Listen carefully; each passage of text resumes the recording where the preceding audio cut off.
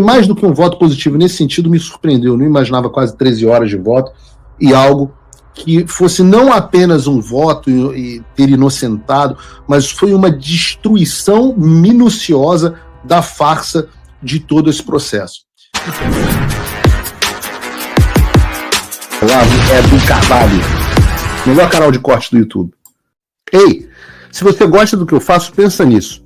Esse conteúdo só existe porque tem gente ajudando a manter. Com pouco mais de $5 por mês, você também pode contribuir. Acesse www.paulofigueiredoshow.com/apoia, use o cupom da descrição e já fica o meu obrigado. Óbvio que isso pega perto de casa. E eu acho que você pode ser de esquerda ou direita.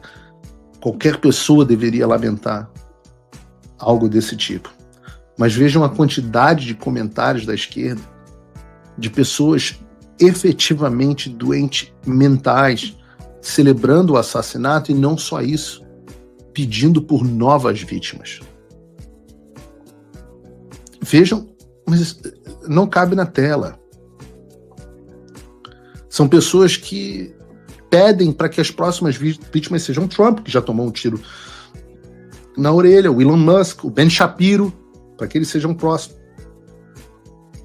A J.K. Rowling, que é a autora lá do Harry Potter. Essa é a esquerda moderada, essa é a esquerda que mata senador na Colômbia, que esfaqueia o presidente Bolsonaro. E eu sempre digo que nós não vivemos um problema político. Nós vivemos um problema político na superfície, um problema psiquiátrico no nível inferior e, acima de tudo, né, na raiz de tudo, um problema espiritual. Porque essas pessoas são servos de Satanás. Não é uma visão maniqueísta dizer que é uma luta entre o bem e o mal.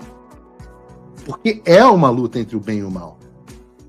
Eu sei que a esquerda não acredita em valores absolutos, em bem e mal, mas eu acho que nós podemos concordar que assassinar pessoas que só querem debater com um tiro na nuca é mal. Eu acho que talvez, assim, se minimamente, uma boa parcela da sociedade vai concordar com isso.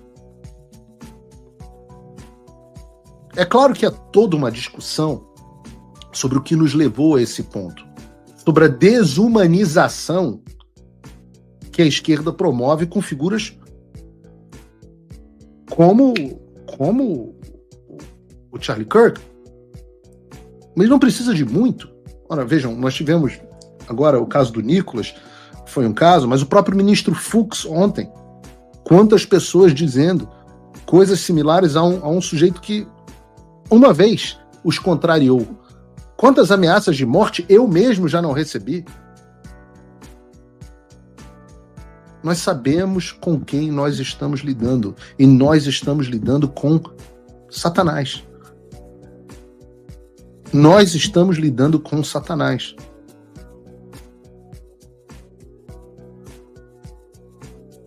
Esses são os extremistas. Não são extremistas. São pessoas más. São assassinos. É contra isso que nós estamos lutando, é contra estas pessoas. E qual é a resposta? Dar tiro também na nuca deles? Certamente que não.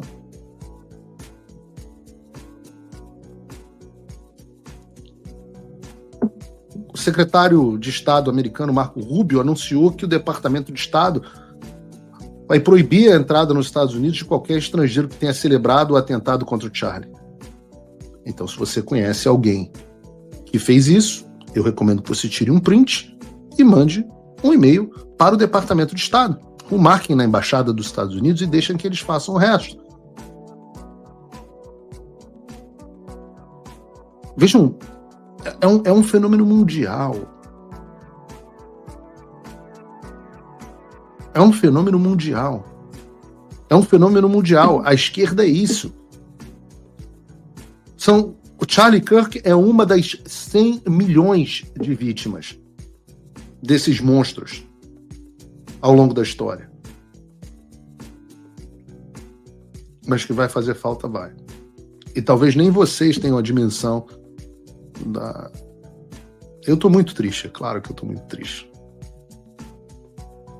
Eu não vou dizer que é um amigo de frequentar a casa, como outros são, como Steven Crowder é, mas era um amigo, um aliado e alguém a quem eu devo muito e que talvez nem você saiba que a gente deve tanto a ele. Hoje eu deixo a minha aqui homenagem e a minha despedida ao Charlie Kirk. Em um dia que eu estava muito feliz, né? Ontem estava sendo um dia bastante feliz, porque nós tivemos um choque parcial para vocês, porque eu tinha antecipado no dia anterior que nós teríamos uma boa surpresa com o voto do ministro Fux, apenas pela análise do comportamental e pelas informações de bastidores que a gente tinha. Então, os meus patronos Gold até fizemos uma apostazinha ali no nosso grupo de WhatsApp. Se você não é patrono Gold, tem um link na descrição para você se tornar, mas eu falei na véspera que eles iam gostar muito do voto do Luiz Fux. Era o meu palpite. Mas realmente foi, acima de tudo, uma destruição. Foi mais do que um voto positivo. Nesse sentido, me surpreendeu. Eu não imaginava quase 13 horas de voto e algo que fosse não apenas um voto e ter inocentado, mas foi uma destruição minuciosa da farsa de todo esse processo. Fala, amigos do canal. Tá gostando desse vídeo? Então não esqueça de deixar o like, comente quanto quiser e compartilhe com seus amigos e inimigos por um Brasil melhor e mais justo. Inscreva-se no canal e nos ajude a chegar a 1 milhão de inscritos. Não saia daí que o melhor desse vídeo ainda está por vir. E para comentar esses aspectos, eu quero fazer uma análise desse voto e eu trouxe aqui hoje o editor-chefe do Paulo Figueiredo Show, João Gabriel, e também a doutora Sofia Signorelli. Sofia Signorelli se formou cum laude em Relações Internacionais e Economia pelo IBMEC Rio de Janeiro e em Direito pela Universidade Federal do Rio de Janeiro, UFRJ. Depois da graduação, ela concluiu o mestrado em Finanças no COPEAD da UFRJ, bem como uma especialização em Direito Econômico da Concorrência na Fundação Getúlio Vargas. Atualmente, a Sofia está concluindo doutorado em Direito Comercial pela Universidade de São Paulo, com uma bolsa Fulbright para atuar como Visiting Scholar na George Washington University. Ela também possui um LLM em Direito Internacional de Negócio Econômico, com concentração em Arbitragem Internacional pela Georgetown University. Cadê a doutora Sofia, João Gabriel? Seja bem-vindo. Aqui. Doutora Sofia, muito bem-vinda ao Paulo Figueiredo Show e também, João Gabriel, bem-vindo de volta. Muito obrigada, Paulo. Só uma correção, eu tô doutora agora. Acabei de concluir meu doutorado. Então agora eu posso chamar de doutora sem só porque é advogada, né? Os médicos ficam revoltados, viu? Doutora Sofia, eu quero mergulhar aqui direto no julgamento para aproveitar melhor o seu tempo. Eu sei que tantas audiências e tantas coisas aí acontecendo. Obrigado por ter vindo ao Paulo Figueiredo Show. Quero mergulhar direto no julgamento do Fux. O primeiro ponto levantado pelo Fux no voto dele foi sobre a incompetência absoluta do Supremo Tribunal Federal para julgar os réus daquele processo. Afinal, nenhum deles tinha, à época dos fatos, o chamado prerrogativa de foro privilegiado. Eu queria, por favor, pedir a sua expertise para explicar à audiência o que é esse negócio de incompetência absoluta e por que isso causaria, segundo o ministro Fux, a nulidade de todos os atos desde o recebimento da denúncia. Paulo, o voto do ministro ele é iniciado a partir de uma explicação da ideia de competência, né?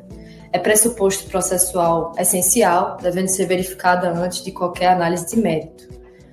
Vincula-se ao princípio do juízo natural, que impede a criação de tribunais de exceção e garante que o processo, né, ele seja julgado pelo órgão previamente definido por lei, de forma impessoal e estável.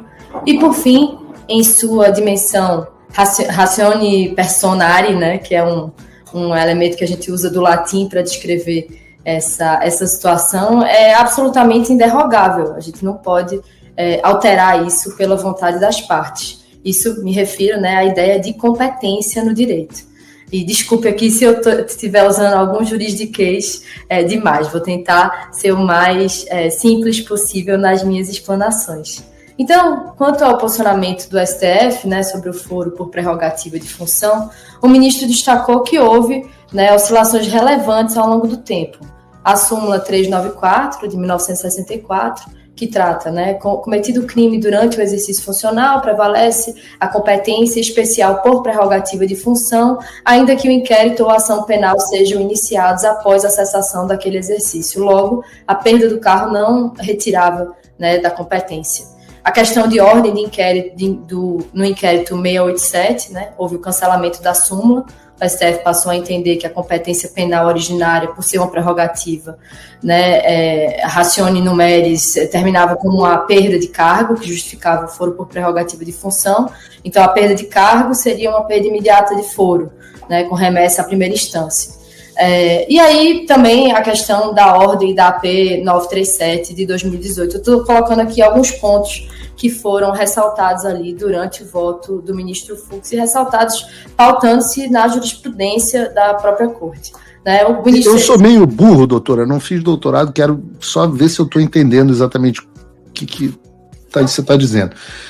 Então, o que o ministro Fux está dizendo é que o STF muda toda hora o entendimento dele sobre quem ele deve ou não julgar. E há uma mudança a respeito do entendimento de se o presidente Bolsonaro deveria ou não estar sendo julgado pelo Supremo Tribunal Federal e que, caso estivesse sendo julgado pelo Supremo Tribunal Federal, não deveria estar sendo julgado única e exclusivamente pela primeira turma, mas sim por todos os ministros do STF no plenário completo. É isso? Paulo, na verdade, o ministro ele se posiciona contra o novo entendimento de 2025. Né? Ele defende a remessa do processo ao primeiro grau por duas razões centrais.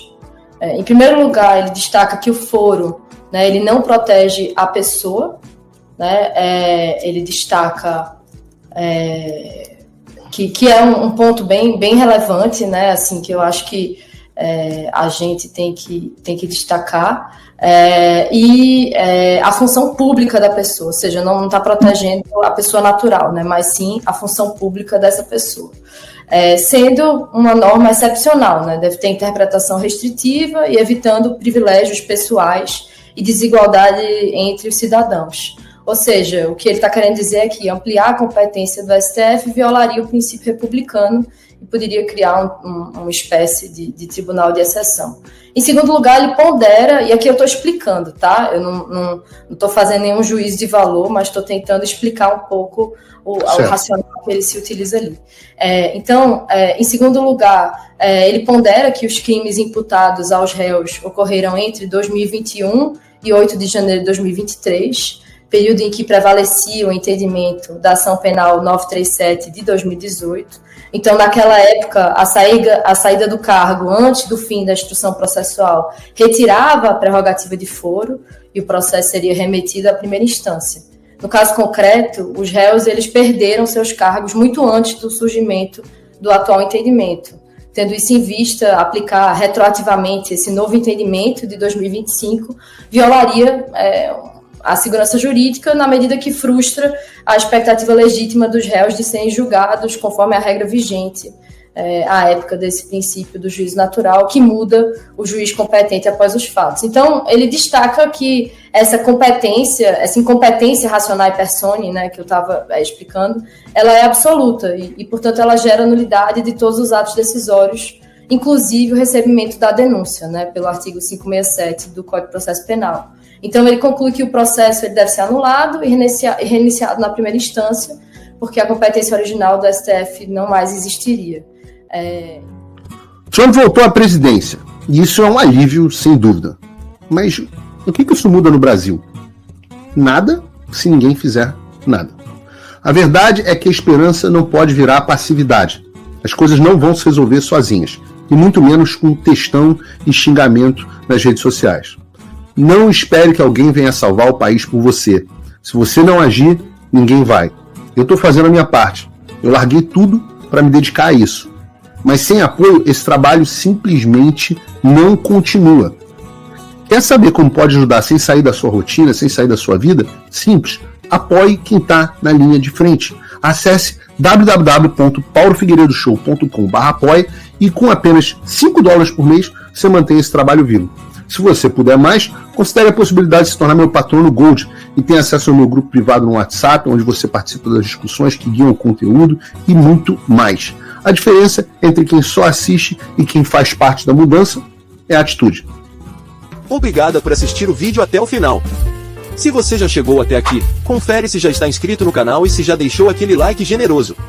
Estamos quase chegando a 1 milhão de inscritos e a sua ajuda é muito importante para levar o canal Olavo Edu Carvalho mais longe. Até o próximo vídeo, meus amigos. E neste momento é muito fácil aos defensores do plano alegar isso é uma teoria da conspiração.